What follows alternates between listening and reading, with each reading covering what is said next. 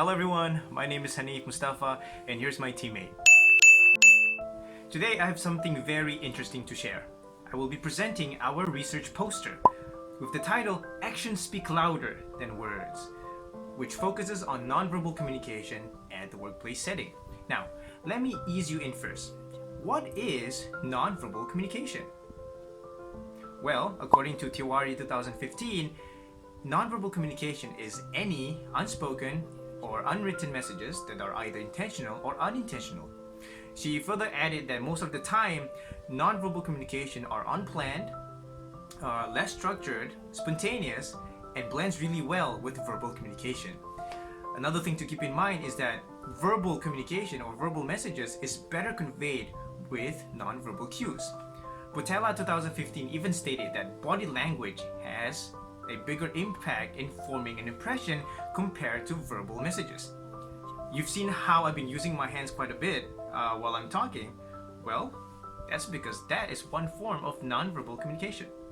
So today we are interested to see how nonverbal communication works at the workplace.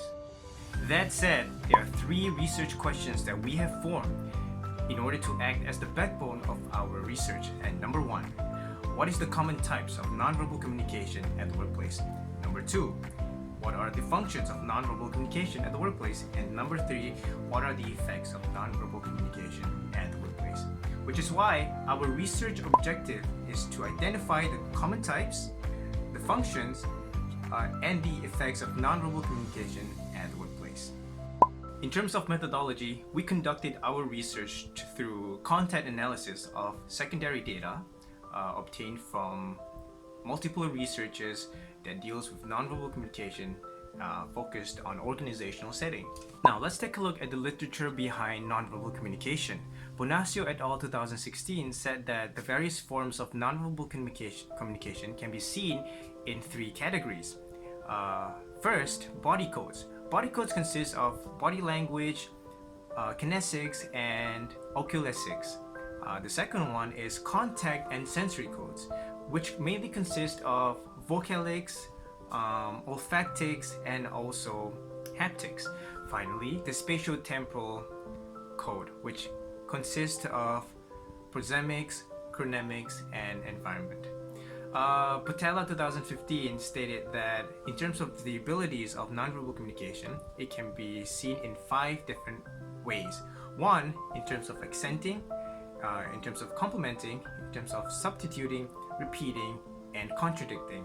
And finally, Lin 2017 stated that nonverbal communication can have severe effect in terms of subordinate and supervisor relationship, in terms of their mood and behavior and their overall approachability.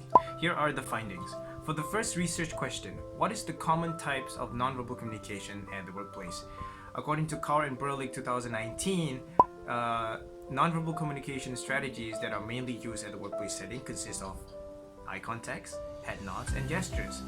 But according to Embody and Wishbush 2010, the most common type of nonverbal communication strategy at the workplace setting is actually tone, body language, and distance, especially for a multicultural workplace setting. Number 2, what are the functions of nonverbal communication at the workplace?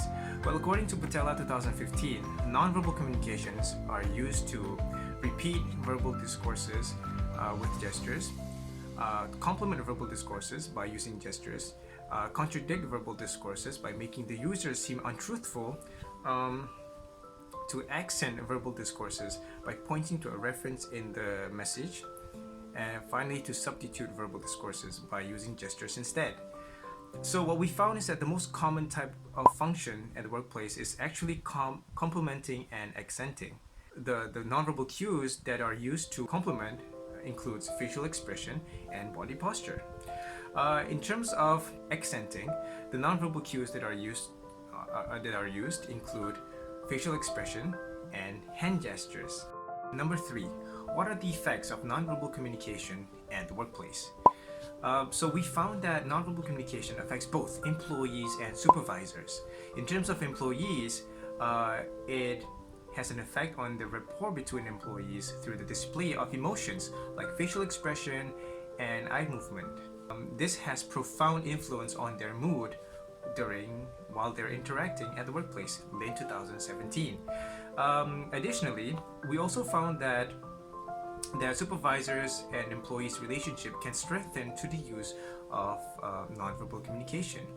Supervisors, on the other hand, uses distance and body posture to enhance the hierarchy, their status, and their power. And finally, the conclusion. What can we conclude from our research? We found that the most common form of nonverbal communication is the body code or body language.